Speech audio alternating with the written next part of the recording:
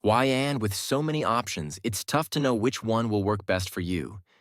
You've probably noticed there are a ton of different budgeting methods out there. And with so many options, it's tough to know which one will work best for you. Today, I'm excited to launch my very first video by introducing one of these methods. Hi everyone, my name is John, and welcome to Financial Level, my new channel dedicated to budgeting, debt management, retirement planning, and everything related to personal finance because, let's face it, schools aren't exactly teaching us this. If you're interested in learning about budgeting strategies and improving your financial literacy, or if you just want to get control of your money and work toward financial freedom, hit the subscribe button and turn on notifications so you'll know whenever a new video is out. There are so many different budgeting methods because everyone's financial situation is unique.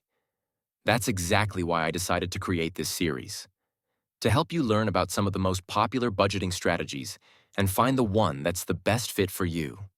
Today, I'll be talking about one particular approach created by economist and financial expert Robert Carter. He developed what he calls the 50-30-20 solution, and I'll walk you through how it works. Robert came up with this system after he realized that traditional budgeting methods, where you track every penny, just weren't working for him. He'd been keeping detailed records of his expenses and would try to balance out each category like food, transportation, and entertainment so that his expenses never went over his income. But he found this process time-consuming and exhausting. So he started to wonder if there was a simpler way to manage his money. That's when he created the 50-30-20 method. In this video, I'll explain exactly what the 50-30-20 solution is, who it's designed for, and some reasons it might not work for everyone. Let's get started. So, what exactly is the 50-30-20 method? It's pretty straightforward. The 50-30-20 method suggests that 50% of your income should go toward what Carter calls essential expenses. These are the non-negotiable expenses that you need to survive and function, like housing, utilities, groceries, and insurance. One thing that people often overlook when calculating their essential expenses is taxes. But taxes are certainly a necessary expense, so they should be included in this category. Now, Carter didn't think 50% was a strict rule.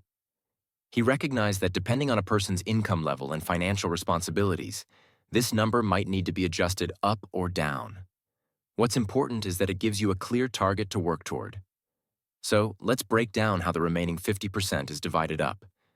The next 30% is allocated to personal wants, leisure activities, and hobbies. This is a budget for everything that brings enjoyment into your life, like dining out, weekend trips, entertainment, or even just small treats. Then, the final 20% is dedicated to savings. This category covers both your emergency fund and your retirement savings. So, why did Carter choose these percentages? For him, the main purpose of budgeting wasn't to monitor every little purchase, but to prevent overspending, which often leads to debt. He realized that it wasn't the daily minor expenses that caused financial problems, but rather the big, infrequent ones, like vacation costs or car repairs. That's why he saw value in having an emergency fund for these kinds of expenses. And for even bigger life goals, like buying a new home, a car, or even paying for your child's education, he emphasized the importance of long-term savings. So that's the 50-30-20 approach in a nutshell. Now, who is this budgeting style best suited for? This method is ideal for those who, like Carter, find that large expenses are more challenging to control than small daily impulse purchases. If you're someone who generally manages your day-to-day spending but tends to overspend on big-ticket items, then this budget might be a good fit for you. But, as with any budget, it's not perfect for everyone. If you're prone to making frequent impulse purchases, this budget might be a bit harder to stick to. That's because it assumes you can control your essential expenses and keep them near that 50% mark. Of course, the 50-30-20 model is flexible. You can adjust these percentages based on your needs, but keep in mind that your budget only has 100% of your income to work with. If you decide to increase your essential expenses, you'll have to take away from other categories like personal spending or savings, which may make it harder to stick to. Another point worth mentioning is that the 20% saved might not be sufficient for long-term retirement security, especially if your goal is financial independence.